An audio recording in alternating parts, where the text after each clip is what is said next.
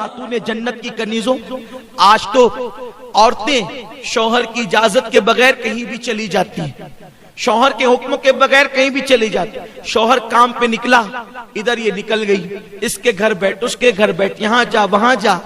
یاد رکھیں اگر شوہر منع کر دے تو بیوی کو یہ حق نہیں کہ وہ اپنے باپ کے گھر بھی جائے، اپنی ماں کے گھر بھی جائے، کیونکہ نکاح کے بعد، شادی کے بعد ماں باپ سے بڑا حق ایک عورت پر اس کے شوہر کا ہوتا ہے.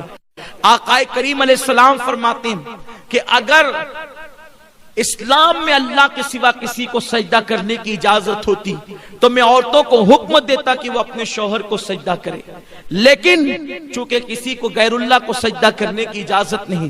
یہاں مجھے ایک حدیث پاک یاد آتی ہے، خواتین غور سے سنیں. آج کل اگر شوہر ماں باپ کے گھر نہ بھیجے، بہنوں کے گھر نہ بھیجے، شادی میں نہ بھیجے، تو عورتیں پنچایت بٹھا دیتی ہے کہ مجھے یہاں نہیں بھیجتے، وہاں نہیں بھیجتے، اور گھر کی عزت باہر آتی ہے. آئیے دل کے کانوں سے اس حدیث پاک کو سنیں. ایک صحابی دور رسالت میں اپنے گھر سے نکلتے ہیں اور گھر سے نکلتے وقت اپنی بیوی کو کہتے ہیں، دیکھو جب تک میں سفر سے واپس نہ آ جاؤں تم گھر سے باہر مت نکلنا، حتیٰ کہ تم اپنے ماں باپ کے گھر بھی مت جانا جب تک کہ میں نہ آ جاؤں. لیکن ان کو خیال نہ رہا کہ میرے بعد پتہ نہیں کیا ہوگا، کیسے حالات ہوں گے. وہ بول کر تو چلے گئے، لیکن میری بہنوں سنو تو صحیح، ان کا گھر کہاں تھا؟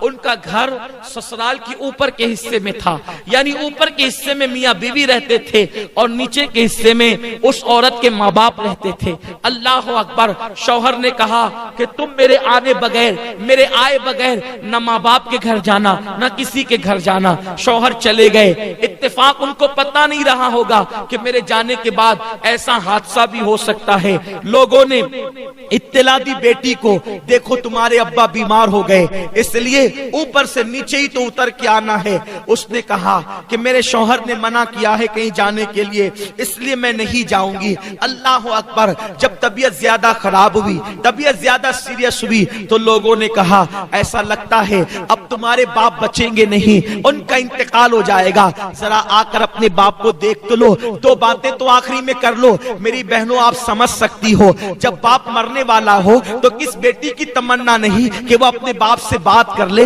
مگر کل کی عورتیں شوہر کی کتنی فرما بردار ہوا کرتی تھی، خاون کی کتنی فرما بردار ہوا کرتی تھی. اس عورت نے کہا میں پہلے ایک کام کرتی ہوں، جب تک میں اللہ کے رسول سے اجازت نہ لے لوں، حضور جب تک اجازت نہیں دیں گے میں اپنے ماں باپ کے گھر نہیں جاؤں گی، کیونکہ میرے شوہر نے منع کیا ہے. اللہ اکبر. اس نے ایک شخص کو بھیجا کہ جاؤ اللہ کے محبوب سے پوچھو کہ کیا میرے شوہر نے منع کیا ہے گھر سے باہر نکلنے کے لیے، تو میں گھر سے باہر نکل کر اپنے باپ کی کو دیکھ سکتی ہوں، بیمار باپ کی عیادت کر سکتی ہوں. آقا کریم نے فرمایا تمہارے لیے بہتر یہ ہے کہ تم اپنے شوہر کی فرما برداری کرو اور اپنے باپ کو دیکھنے نہ جاؤ، تمہارے لیے افضل عمل یہی ہے. وہ عورت رک گئی. کتنی صبر والی عورتیں تھی اس دور کی. میرے پیارے آقا علیہ السلام کی کنیزوں، ایسا نہیں ہے کہ عورتیں کچھ بھی کرے جنت میں چلی جائے گی.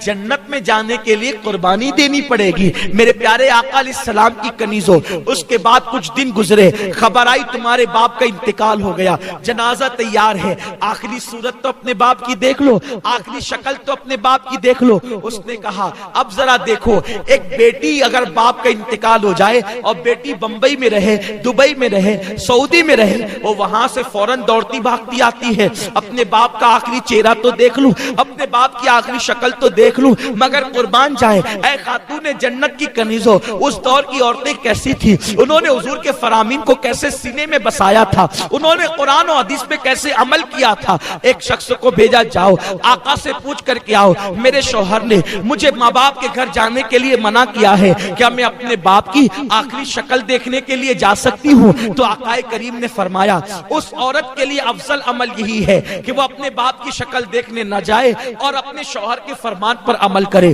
اللہ اکبر، وہ خاتون صبر کر کے گھر میں بیٹھ گئی۔ اللہ اللہ، لوگ لے گئے اس کے باپ کے جنازے کو اور لے جا کر کے دفن کر دیا۔ رات ہوئی، غمگین تھی، دکھڑا تھا، تکلیف تھی کہ میں اپنے باپ کی آخری شکل بھی دیکھ نہ سکی، مگر شوہر سے کوئی شکایت نہ تھی، اس لیے کہ وہ عورت جانتی تھی کہ میرے شوہر کو تھوڑی پتا تھا کہ وہ یہ کہہ کے جائیں گے اور میرے باپ کا انتقال ہو جائے گا۔ اللہ اکبر، وہ روتے روتے سو گئی۔ رات میں خواب کیا دیکھتی ہے کہ اس عورت کے والد جنتی تاج پہن کر اور جنتی لباس پہن کر جنت کے باغ میں ٹہل رہے ہیں۔ اس عورت نے پوچھا، بابا اللہ نے یہ مقام آپ کو کیسے عطا کر دیا؟ تو اس شخص نے جواب دیا، بیٹی تو نے اپنے شوہر کی فرما برداری کی، اللہ کو تیری یہ ادا اتنی پسند آئی، میرے اللہ نے کہا تیری بیٹی کے نیک عمل کے صدقے جب میں نے تجھے جنت عطا کر دی۔ عمل بیٹی نے کیا ہے اور بیٹی شوہر کی فرما بردار بنی تو اس کے باپ کو جنت مل گئی۔ اے خاتون جنت کی کنیزوں، اسی لیے میرے آقا فرماتے ہیں چوتھی چیز جو عورت اپنے شوہر کی فرما برداری کرے، وفاداری کرے، شوہر کو راضی کر لے، ایسی عورتیں جنت میں جائے گی اور آٹھوں دروازے ان کے لیے کھول دیے جائیں گے۔ یہ نہیں شوہر غریب ہے تو بھاگ بھاگ کے آ جائیں، شوہر غریب ہے تو اس سے مطالبات کریں، شوہر غریب ہے تو اس پہ الزامات رکھ کے ماں باپ کے گھر بیٹھ جائیں۔ نہیں نہیں، ایسا نہیں ہونا چاہیے۔ غریبی امیری لگی ہوئی ہے، دولت آج کسی کے آنگن میں ہے، کل کسی کے آنگن میں ہے۔ وفادار بیوی اللہ کی نظر میں بھی عزت پاتی ہے اور دنیا کی نظر میں بھی عزت پاتی ہے، دولت کی کوئی حیثیت نہیں ہے۔ ماں باپ نے جس گھر میں تمہیں بیاہ دیا اب اسی کے ساتھ اپنا نباہ کرو، دوسری طرف نظر مت کرو۔ اے خاتون جنت کی کنیزوں، چار چیزیں پیدا کر لو۔ پہلی چیز نماز کی پابندی، دوسری چیز رمضان شریف کے روزوں کی پابندی، تیسری چیز پردے اور حیا کی حفاظت اور چوتھی چیز شوہر کی فرما برداری۔ جب چار صفتیں تمہارے اندر پیدا ہو جائے گی تو تم خوش نصیب ہوگی، اللہ تمہارے لیے جنت کی آٹھوں دروازے کھول دے گا اور کہے گا جس دروازے سے چاہو جنت میں داخل ہو جاؤ۔ اللہ پاک آپ سب کو عمل کی توفیق دے۔ دوران گفتگو کوئی غلطی ہو تو اللہ معاف فرمائے۔ مجھے امید ہے آپ ان چار باتوں کو سیکھ کر جائیں گی اور آپ اس پر ضرور عمل کرے گی انشاءاللہ، اور وقت نکال کے نماز پڑھے گی انشاءاللہ، اور پردے کی پابندی کریں گی انشاءاللہ۔ مجھے امید ہے کہ آپ ان باتوں کو اپنے دل میں بسا کر دوسروں تک بھی